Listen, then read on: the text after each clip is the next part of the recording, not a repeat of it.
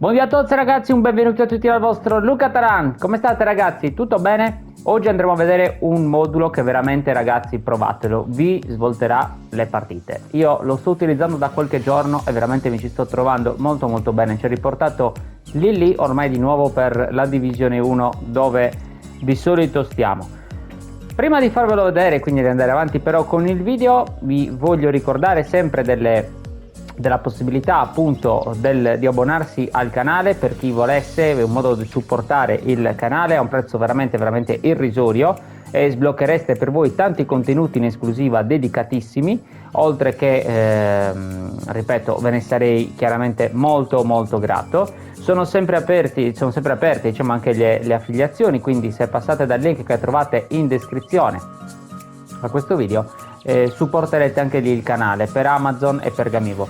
Sono due piattaforme dalla quale possiamo acquistare tutto ciò che vogliamo Amazon, mentre Gamivo è una piattaforma videoludica. Tra l'altro per Gamivo avete diritto anche a un codice sconto qualora voleste appunto comprare qualche prodotto videoludico, quindi card, abbonamenti vari e via dicendo. Andiamo subito ragazzi a vedere di che cosa stiamo parlando, così non ci perdiamo in ulteriori chiacchiere. Ed eccolo qui ragazzi, è un 4-2-4, ma non un 4-2-4 qualsiasi, è il 4-2-4 questo ragazzi, sì, perché ha una disposizione, come potete vedere, particolare in attacco e io delle volte lo utilizzo con una disposizione ancora più particolare in difesa, però ho notato che comunque forse gira bene così, cioè gira bene proprio così com'è, senza stare a modificare altro, perché ho provato diverse modifiche, questi giorni mi sono davvero un po' cervellato e comunque provando delle volte perdi anche le partite, perché poi sai devi fare 1000 tentativi e di conseguenza non sempre sono buoni e azzeccati, però devo dire che invece da qualche giorno appunto mi ci sto divertendo così proprio com'è, senza più toccare nulla. Una volta che trovi la squadra, come si dice, no? Squadra che vince non si cambia. Quindi ragazzi partiamo dal portiere. È un portiere difensivo, questo secondo me ragazzi è uno dei portieri più forti del gioco in assoluto, ma come lui ce ne sono anche altri. Apro e chiudo una piccola parentesi, funziona anche con gli altri stili di gioco? Sì, assolutamente. Contropiede ragazzi è perfetto, il contrattacco può andare bene comunque, perché comunque è simile diciamo al contropiede. Il possesso palla, ragazzi, il possesso palla chiaramente è uno stile di gioco che prevede che i giocatori stiano fermi. Può andare bene comunque però perché abbiamo comunque 4 attaccanti, quindi ci mettiamo a palleggiare magari lì al limite dell'area di rigore avversaria e allo stesso tempo abbiamo comunque chi si butta dentro perché abbiamo gli opportunisti, quindi sì, può andare bene con passaggio lungo perché ragazzi dritto per dritto è un modulo molto verticale, appunto adattissimo per il contropiede o per il contrattacco come già detto, anche se col contrattacco appunto la difesa rimarrà un pochino più bassa forse, che è una cosa comunque buona perché è un modulo molto offensivo. E con i laterali ragazzi vi direi a questo punto meglio allarghiamo uno dei due, uno fra Rummenigge e Bebeto, però ragazzi stiamo un po' modificando quello che è questo modulo. È giusto poi che ognuno di noi faccia le proprie valutazioni, le proprie modifiche, che metta magari alcuni stili di gioco che ha in mente preferiti, però io vi dico questi che appunto ragazzi sono sicuro che funzionano e credetemi dovete provarlo.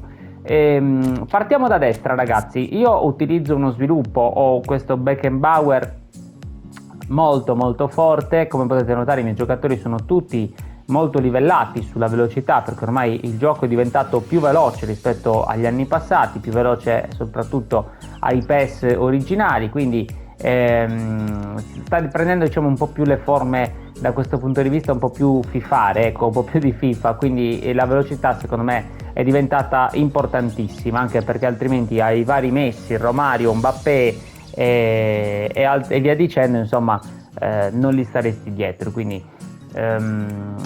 comunque parametri da considerare: velocità, comportamento difensivo e chiaramente colpo di testa ragazzi, perché con i tanti Koller e Haaland che ci sono in giro ormai ragazzi bisogna stare molto attenti. Lui chiaramente si fa rispettare nonostante non sia questa gran biga 1,81, però salto 97, colpo di testa 90 ragazzi, direi che si fa rispettare anche se non sarà a 2 metri. A fianco a lui, ragazzi, io ci metto un terzino difensivo, ma consiglio, per chi non avesse questo Maldini, anche un altro sviluppo, va benissimo. O a questo punto possiamo anche fare qui frontale extra e qui invece sviluppo. Fondamentale, ragazzi, mettere uno sviluppo al centro, perché non deve uscire, perché vi spiegherò poi appunto chi ci metto a fianco, le vari accoppiamenti OP, diciamo, no, del gioco prevedono che appunto ci siano due stili di gioco differenti e non uguali, soprattutto fra sviluppo e incontrista, perché altrimenti rischiamo di avere una difesa o che rimane troppo schiacciato oppure che esca troppo e non va bene. Quindi è giusto un po', ecco, compensare con dei stili diversi. Questo Maldini, ragazzi, è fenomenale, non c'è nulla da dire, chiaramente vedete voi già che statistiche ha, di conseguenza è veramente top del top. Anche qui velocità, difesa e colpo di testa, ragazzi, queste fondamentalmente sono le caratteristiche che ci interessano di difensori. Poi la tecnica, cioè se non sanno fare la crocchetta o dribblare chissà come, ragazzi, possiamo anche sorvolare, però l'importante è che siano, secondo me, veloci, molto forti difensivamente parlando, e comunque un bel contatto fisico, un ottimo salto, insomma i parametri da difensore. A fianco a lui, ragazzi, ci metto questo incontrista Van de Ven, anche lui altro bel mastino, insomma, molto molto forte fisicamente, è veramente un bestione in campo, velocissimo, ragazzi, comportamento difensivo, anche lui, velocità e comunque colpo di testa. Lui tecnicamente non è questo granché, ma ripeto, non ci interessa più di tanto. A sinistra invece questo Costa Curta, che dovremmo avere un po' tutti. Se non ce l'abbiamo, perché ancora non l'abbiamo trovato, perché abbiamo iniziato a giocare da poco e via dicendo, va bene anche un altro terzino difensivo. Ce ne sono tanti interessanti. Io mi ricordo tempo fa usavo un certo Mendy del Real Madrid, che veramente, ragazzi, era un top player, perché mi faceva benissimo la fase difensiva e comunque era bello tosto. Anche lui ripercorre un po', ecco, quelli che sono i parametri della difesa che ho in mente io, quindi molto veloce, molto forte fisicamente e comunque con una buona velocità. Ragazzi, diciamo che ci sono delle alternative anche low cost a questi giocatori, a parte Van de Ven magari è Costa Curta, però ci sono delle ottime alternative, cioè se non abbiamo Van de Ven, ad esempio, va benissimo anche un Rudiger, se non abbiamo Maldini va bene anche per dire un De Ligt, o comunque un Upamecano, un Chalobah, un Araujo. Ecco, ragazzi, ci sono diversi difensori che sono veramente veramente top.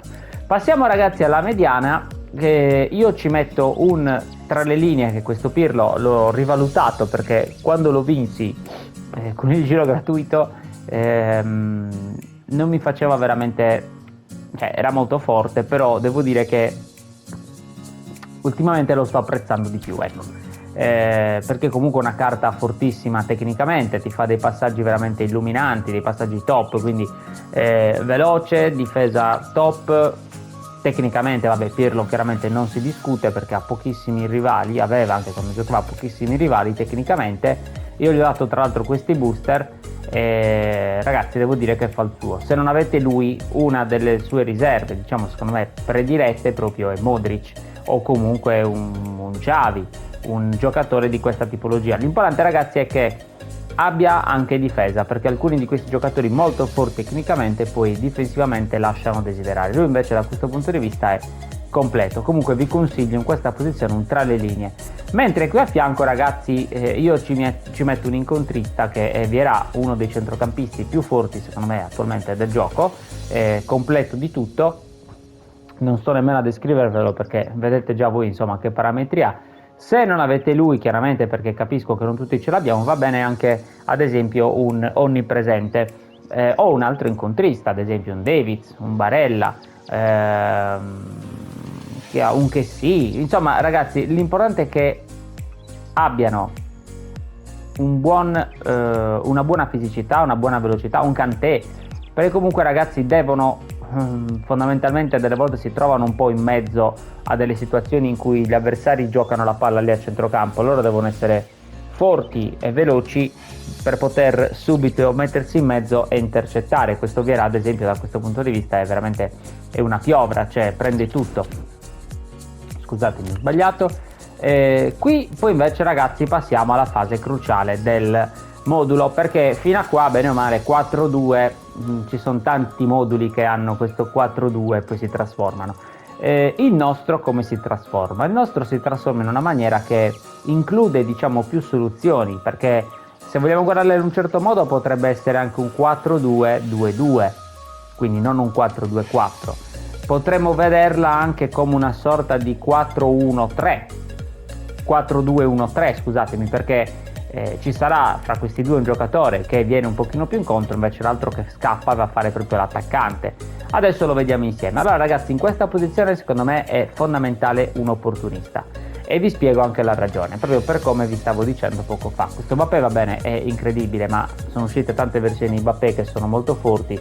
Se vi piace lui come giocatore mettete lui, altrimenti un altro opportunista, l'importante è che sia molto veloce e forte tecnicamente, ragazzi, che chiaramente faccia gol. Questo è un goleador, quindi io utilizzo lui. Vi dicevo, fra questi due, questo Digno è un'ala prolifica, ma fa molto molto bene, se ci avete lui usate lui, altrimenti va bene anche un attaccante di rientro, ad esempio in questa posizione, o un regista creativo o un classico numero 10. Secondo me sono le posizioni da abbinare le carte, scusatemi, da abbinare a questo a fianco che invece deve essere un opportunista, o potete fare anche invertito, attenzione, però l'importante è che ci sia almeno uno dei due che abbia questa carta qui.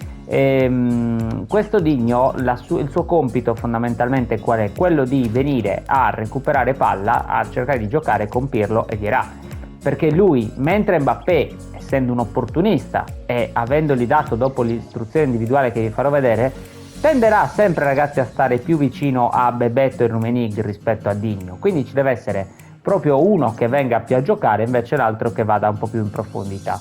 E tutto questo, ragazzi, crea alquanto disguido all'interno nella retroguardia avversaria, anche perché questi altri due signori poi non è che stanno lì fermi come li ho messi io in campo a guardarsi il nulla. Chiaramente anche loro avranno degli stili di gioco che ora vi faccio vedere e che fanno determinati movimenti.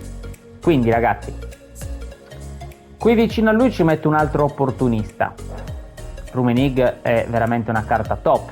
Se non avete lui ma avete un altro opportunista che vi piace, ragazzi, chiaramente non sto nemmeno a dirvelo, mettete lui. L'importante è che sia veloce, bravo tecnicamente, perché qui, ragazzi, ci sarà da palleggiare, ci sarà da fare triangolazioni, si creano diversi buchi e dobbiamo avere comunque un attaccante che, oltre a far gol, deve avere anche un minimo di passaggio, di tecnica, perché altrimenti, ragazzi, tutti i passaggi vengono sbagliati e le triangolazioni non ci si chiude nulla e chiaramente non va bene.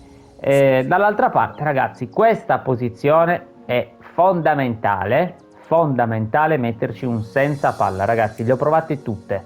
Ho provato il classico numero 10, ho provato attaccante di rientro, l'opportunista, ragazzi, tutte quelle che ci sono, le ho provate. No, l'unica che veramente funziona bene, che veramente fa dei movimenti top, che credetemi lascia dei buchi incredibili, cioè fa creare dei buchi all'interno della difesa, è il senza palla.